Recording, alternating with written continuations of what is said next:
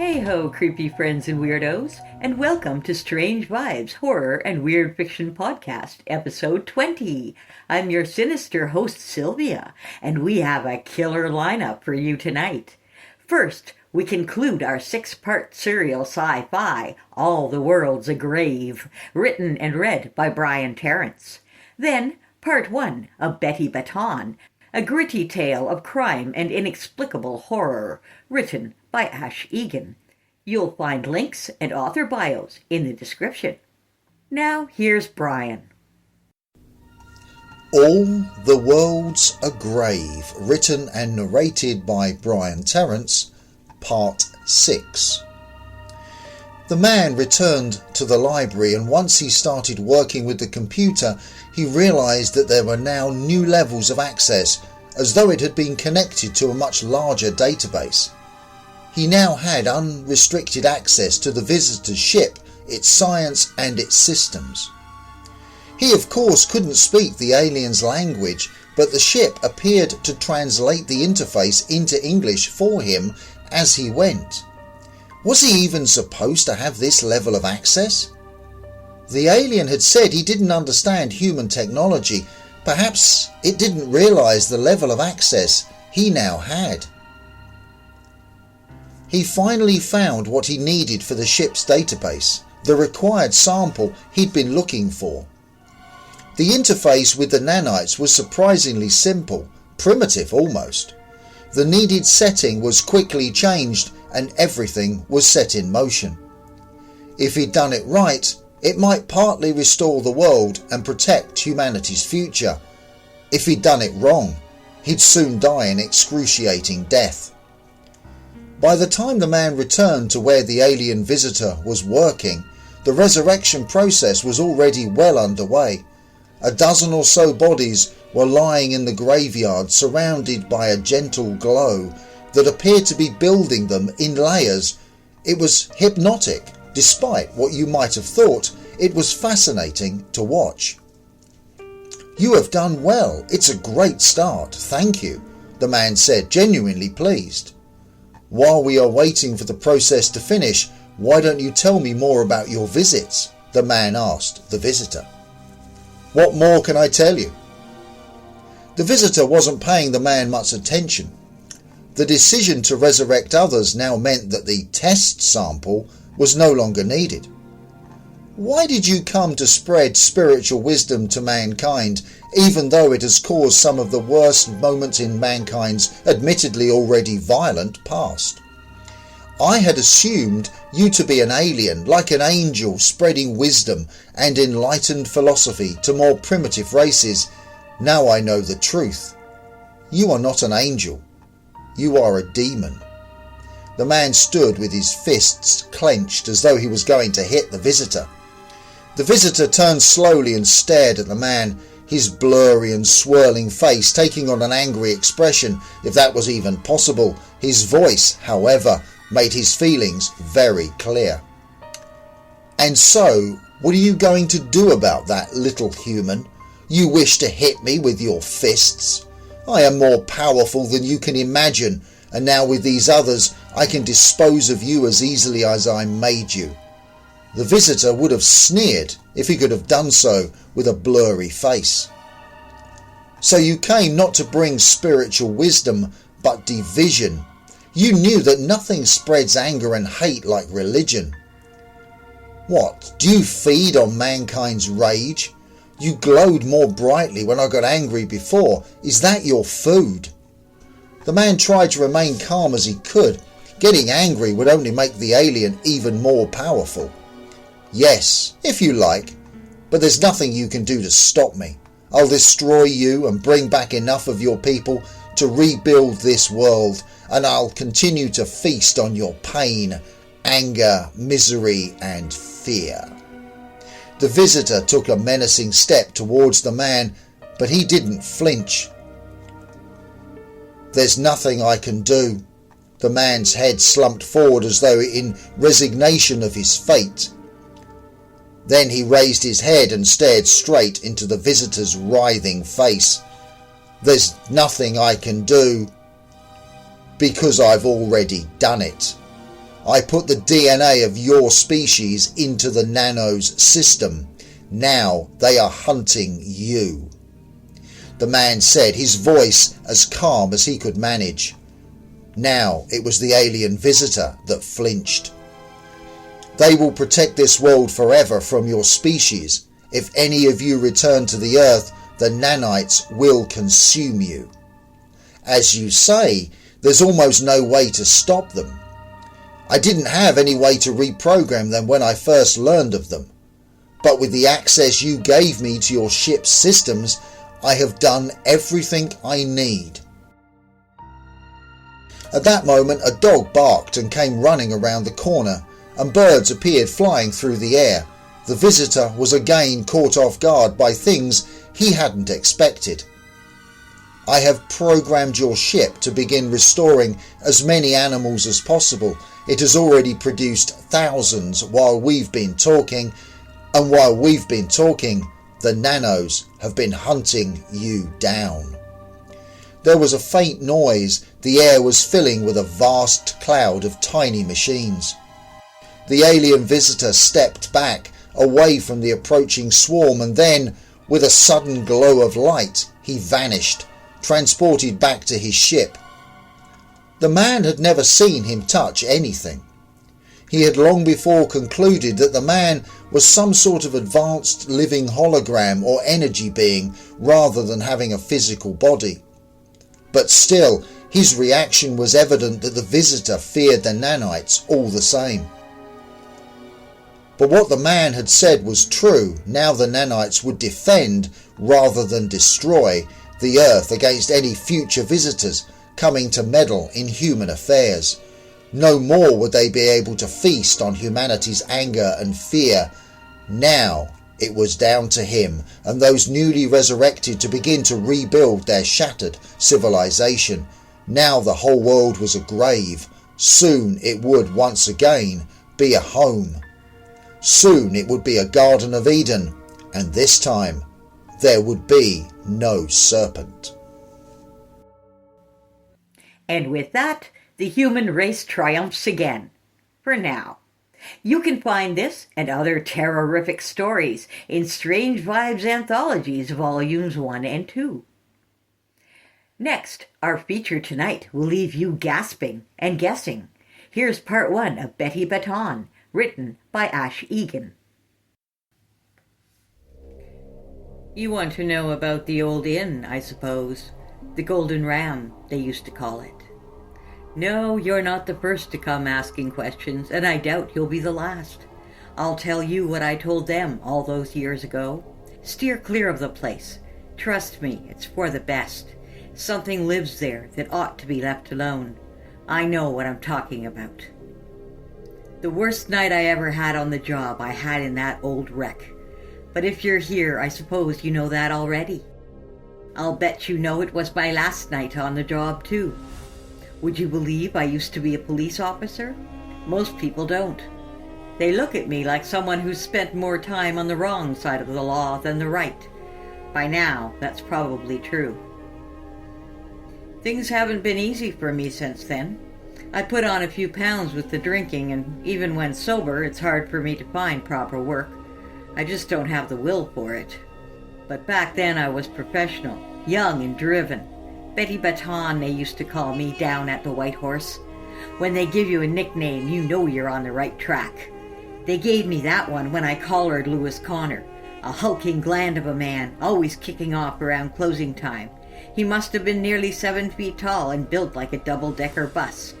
Could have torn me in half if he'd wanted to, but that night he'd sunk 10 pints and sniffed a fistful. His rage was wild and unfocused. Being small and lithe like I was, I had the advantage, and I made it count. Moments like that earn you a measure of respect. You get invited to the post-shift drinks. The piss-taking moves on to someone new. Of course, as a woman, I was only ever going to get so far. It's just the way things were. They call it toxic masculinity now, don't they? What happened at the Golden Ram destroyed all the progress I'd worked so hard to make. We were on a late shift, Officer Sutton and I, Detective Sutton now, I suppose. The call came through high priority. Attend immediately. Possible risk to life. Dispatch used call ID to get the address because they couldn't get it out of the caller. They played the audio for us over the radio. It was a bad line and the caller whispered, but it was clearly a woman in some distress. All I could make out through the sobs were the words, "Come quickly, they're hurting me." We didn't get much serious crime in those days, not like today. We were more used to drunk and disorderly, low-level drug dealers, that sort of thing. We pulled up around 10:30 and took a minute to assess the scene. You can't rush in, even when there is a threat to life. You've got to try and gauge what you're walking into if you don't want to end up getting hurt. "Prank call this, Betty," Sutton said as we approached the building. "Guarantee it." He always thought that to begin with, especially if there was a woman involved. The Stanley family owned the Golden Ram back then, like most other things in town. They'd leveled everything within a mile of it to make room for some proposed new development. Of course, it never came to fruition, and it turned that area into the perfect place for mischief. The old inn stood where it had for centuries. Scaffolding nested around the pitched roof, obscuring the half-timbered facade. The place was dark and still, except for a weak light shining in one downstairs window. We knocked, and a young lad, early 20s, answered the door. His face dropped when he saw us. "Is this your residence, sir?" I asked. Sutton always insisted I take the lead. A friendlier face, he used to say. "I'm a tenant," the lad said. "Is there a problem?" Muffled whispers floated up somewhere behind him, so I knew he wasn't alone. "We received an emergency call from this address," I said. "We have reason to believe there may be someone inside who is in danger or distress. Would you mind if we came in and had a look around?" His jaw dropped and the color drained from his cheeks. "Oh my God," he said. "Of course, come in." He opened the door without hesitation, and it put my mind at ease that his shock seemed genuine. Inside, the place was a building site. All bare floorboards and little piles of chalky debris. Coiled wires hung from all the fittings where the lights and switches had been ripped out. He led us along a dark hallway towards the dimly lit room I'd seen from the street. As we walked, he explained his name was Adam, and that he was a master's student from the uni in Manchester. "A short-term lease," he said. "We're working on a research project while the place is unoccupied." We passed the old lounge, which still had a bar stool or two, but was now cluttered with piles of books and crumpled sleeping bags. "Roughing it a little," he said. "Saves money." At the end of the hall, he led us into a room lit by a couple of tripod floodlights. It must have been the kitchen, once upon a time. There was a cracked countertop running along one wall, and a table in the middle littered with all sorts. They had laptops open, an old electric kettle, and there were crushed beer cans and little clumps of tobacco everywhere. There was another young lad seated at the table. His dark curls dropped over his deep-set eyes. He smoked and snickered at something behind his hands. The two of them had clearly been enjoying themselves, celebrating perhaps. The room stank of stale lager and old smoke. Sutton leaned in and whispered, "I'm gonna have a nosy around. You deal with this lot." Then he disappeared back into the dark hallway. And just like that, I was the dog's body again, left to deal with the drunks as usual. The well of respect had clearly run dry for the night. It didn't help the way the young lad at the table looked at me, like I was a challenge, as though Sutton's departure was an invitation to see how far he could push me. "Just the two of you, is it?" I asked, focusing my attention on Adam. He seemed to be the most sober. "No one else in the building that I should know about?" The other lad smirked to himself. "We'll see," he said. "Have either of you made any emergency phone calls tonight? Perhaps by mistake? Or maybe with an ill-advised attempt at humor?" I glared at the dark-haired lad as I spoke, allowing my tone to convey the accusation. He grinned back at me. "No," Adam cut in. "Just us here, and we've been together all night. No one has made any calls." They volunteered their phones, and I was satisfied that their call logs showed nothing untoward. When Sutton strolled back into the room and shrugged, having found nothing suspicious, it seemed that was that. I gave the lads a short lecture on the consequences of wasting police resources, told them to keep the noise down, and we were on our way. The second call came 30 minutes later. Same voice, same message. "Come quickly, they're hurting me." Once again, dispatch flagged it as coming from the Golden Ram. This time, we were less circumspect in our approach. We rolled up running the lights and the siren. "Cheeky little bastard," Sutton muttered as he launched out of the passenger seat. Evidently, the novelty had worn off. He liked to take charge in these situations, confident he could inspire more respect or more fear than little Betty Baton. He rapped so hard on the door that it shook in its frame. Adam's face turned ashen when he saw us back on his doorstep. He kept running a trembling hand through his oily hair. "Are you aware of the penalties for wasting police time?" Sutton was barking at him, and what little color there was in the lad's face leaked away. His voice wavered, but he insisted he had no idea what was going on. It was time for a thorough search, to hammer home the gravity of the situation, if nothing else. Adam led us back to the kitchen. The dark-haired lad remained at the table, swigging from a beer can. "We're all going to take a walk," I said, "and check every nook and cranny of this building. If there is anything you'd like to share with us before we do, now is the time." The dark-haired lad stood up, still smiling. "Don't worry, love," he said. "I'm coming. I'll look after you." I'll admit, I lost my rag a little. As he followed Sutton out of the room, I pinned him against the wall and demanded his name. "Stephen," he said, calm as you like. I've no idea why I didn't push him for a full name, but I did explain to him in no uncertain terms how close I was to losing my patience. He held his hands up in mock surrender, but kept his mouth shut, so I let him go. Sutton chuckled as he walked away. We searched upstairs first. None of the lights worked, so we used our torches. The guest rooms were mostly without doors, and all empty except for the odd discarded dust sheet. Only the master bedroom still had the skeletal frame of a decrepit four-poster bed. The renovation stalled, Adam explained as we looked around. Some sort of protected status on the building. It's how we can lease the place so cheap, but as you can see, it's barely habitable. No electricity, no running water. Then why bother, Sutton asked. For research, Adam said. It's a site of some importance, Stephen added, historically speaking. Sutton chose not to delve any further. His interest typically waned when the subject strayed too far from football or filthy jokes. Downstairs was more of the same. The three of us shuffled through rooms swirling with chalky dust that coated my mouth.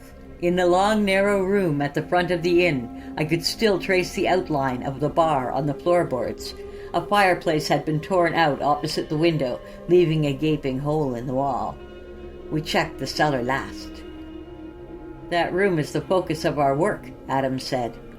We descended a narrow curve of stone stairs, our footsteps echoing like a slow clap. I noticed the cameras first, 4 of them on tripods, facing inwards from each corner of the room, their little red lights blinking in the darkness. The whole place still reeked of stale beer, though the pipes and barrels were long gone. Unlike the rest of the rooms, this one had furniture, a single table and chair. The table was a formica trestle, covered in brick dust and old newspaper. The chair was obviously much older, perhaps even an antique. It was made of dark mahogany wood, and certainly too small for an adult to sit comfortably. It had been placed on top of the wonky table. Adam drew a sharp intake of breath when he noticed it. I turned my torch toward him, and the light bounced off his bloodless face like sunlight off the surface of the moon. What is it? I asked, but before I could finish, he dashed back up the stairs, his footsteps thudding along the hallway above. Jesus wept. Sutton hurried after him, calling for him to come back, leaving Stephen and me alone in the cellar. What's his problem? I asked. The chair, he said, and I could almost hear his smirk in the dark. It's not supposed to be there. So what? I said. Ruined your experiment, has it? He snorted. Not really. That chair is very old, you know. Someone very powerful once sat in it a long time ago. I said I didn't know history students ran experiments. Who said we were history students? I'm a scientist of a sort. We want to find out if the previous occupant is still fond of her old chair, if it's still her favorite. Seems like it is. If I had any doubts about this all being one big prank, they were dispelled at that moment. But I had no proof, and there was obviously no one else in the building. Back in the kitchen, Adam was tapping away at one of his laptops, while Sutton leaned over his shoulder and squinted at the screen. "See?" Adam said, his voice breathless and trembling. He was almost choking on his words. "It's there 1 minute, and the next, it's somewhere else." Sutton stooped closer to the screen, a frown deepening his brow as he tried to make sense of what he saw. He stared for another moment in silence. Then his lips curled back, and he recoiled as if he'd seen something distasteful. He yanked Adam up by his collar and pinned him against the table. He got right in the young lad's face. "Listen closely," he said. "Whatever you're trying to pull here, I'm not buying it. And if I find myself back here again tonight, you'll find yourself with a black eye and a night in the cells. And believe me, your crusty old sleeping bags are 5-star in comparison. At least here, you'll only have your own bodily fluids to worry about. Do I make myself clear?" Adam barely heard him. He was too busy looking over Sutton's shoulder, straining to see his laptop screen. "Are you hearing me, Sunbeam?" "We understand," Stephen said. He was calm and measured, as if he were talking a child down from a tantrum. He walked over and eased his friend away from Sutton's grasp. "You won't hear a peep from us again tonight. I'll make sure of it." Sutton glared at Stephen and prodded a knuckle into his shoulder. "You better, otherwise I'll hold you responsible." Once again, Stephen held up his hands and Sutton stalked away. He barged past me into the dark corridor, heading for the exit. As I turned to follow, Stephen stopped me to ask how we knew the call was coming from that address. "The phone used is registered here," I said. "Our system matched the line to this address." He laughed and shook his head. "Does it look like we've connected the phones? We don't even have electricity." Thinking back, he was right. There were no working connections in the rooms we'd searched, or any landline handsets. But it had to be a prank. What other explanation could there be? Crossed wires, perhaps? Does that still happen?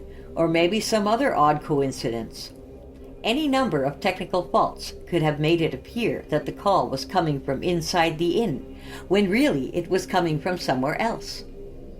That's why I dismissed it, because that meant there was someone out there who really needed our help. And here we were pissing about in this musty old pub with a couple of drunk students. "Final warning," I said. "Wrap it up. Go to bed. Don't make me come back." I left him there in the kitchen, grinning in that same self-satisfied way. The furious click-clack of Adam's laptop keyboard chased me out. Our shift ended less than an hour later. On the way back to the station, I still couldn't shake the feeling something odd was going on.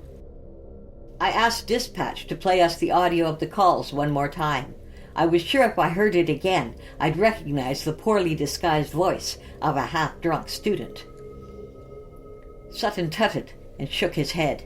He pulled out his phone and started fiddling with it, totally checked out. The recording seemed to have degraded somehow.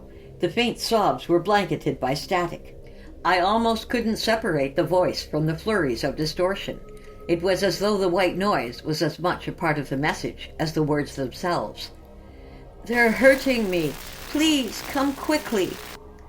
Desperation washed over me in a wave, nearly taking my breath away. I was overwhelmed by the urge to return to the inn to help this poor woman, even though we had searched the place top to bottom, and we were certain there was no one there. Panic and a surge of rage ran all the way to my fingertips. What must those lads have been doing to cause this woman such anguish? Or if it was a prank, how low would they stoop for their own morbid entertainment? It was all I could do not to swing the car around and speed back there immediately. But underneath it all, there was a warning, too. Something whispered deep inside my subconscious. "Don't go back."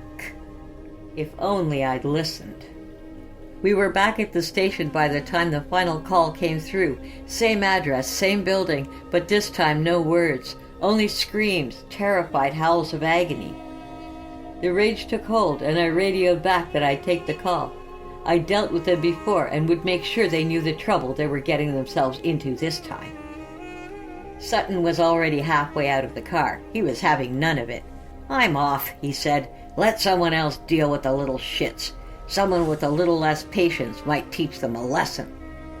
"That's exactly what they're going to get," I said, but he only chuckled to himself and strolled across the car park. I expected nothing less from him. That's how I ended up back there alone. When I hammered on the door this time, no one answered. The light had gone from the kitchen window. It was silent inside.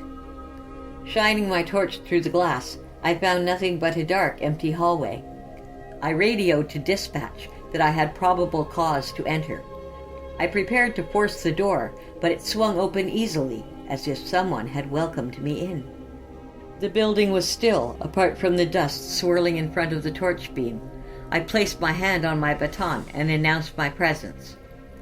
"Police, if there is anyone here, show yourself and put your hands in the air." I edged past the room with the sleeping bags. There was no movement, so I continued into the kitchen. "Adam, Stephen, are you in there?" The tripod lights were off, and the kitchen was deserted. Adam's laptop sat open on the table, amidst the half-crushed cans and brimming ashtrays. A faint green glow flickered against the bare walls. The screen relayed murky footage from the cameras in the cellar. A familiar scene. The rickety trestle table in the center of the darkened room, and the old wooden chair. But something was different. The chair was on the floor now, and there was a figure slumped in the seat. A woman. It was her, I was sure of it, the one who had called us in pain. Her body slouched to one side, and her head rested on one shoulder. She wasn't moving, injured maybe, or worse. "Lads, what have you done?" I thought. I hurried through the dark corridors and took the twisting stone steps to the cellar 2 at a time. I found her down there. She must have been 80 if she was a day. Her hair was as thin and white as spider silk and tangled around her head in an unruly mop. She'd taken a vicious beating. Her eyes were bruised purple and swollen shut. She wore only a rough Hessian sack that rose and fell almost imperceptibly with her shallow breath. Beneath the sack she was bones. As if all that wasn't bad enough, black thread crisscrossed over the top of her cracked lips. Her mouth had been sewn shut. The stink of burnt hair and human waste hung in the air around her. Bile rose in the back of my throat. I radioed it in, of course, and requested backup, an injured party, and possibly 2 suspects at large. "It's okay, love," I told her. "I'm a police officer. I'll get you out of here." I took off my jacket and wrapped it around her shoulders. Then I tried to move her. A thin whistle escaped her bloodied nose, as if I'd squeezed the final breath from her lungs. Her body was lighter than kindling, but I still couldn't lift her up. It was as though she was glued to the chair. "What's your name?" I asked, trying to revive her. "Who did this to you?" She could not speak. Her eyes remained closed. They were so swollen, I wasn't sure she could have opened them even if she wanted to. I tried again to lift her, but she was stuck fast in some way I couldn't see. "Can you tell me where they are?" I said, hoping for a nod. "The ones who hurt you." I knelt in front of her and took her hand. It was dry and rough like an old paper bag. She sat bolt upright, as though she'd been shot through with an electric current. I froze. My flesh turned to rigid stone. I had the sudden, undeniable knowledge that I was holding the hand of something ancient, something long dead. Join me next Sunday for the gripping conclusion. Until then, my friends, stay strange.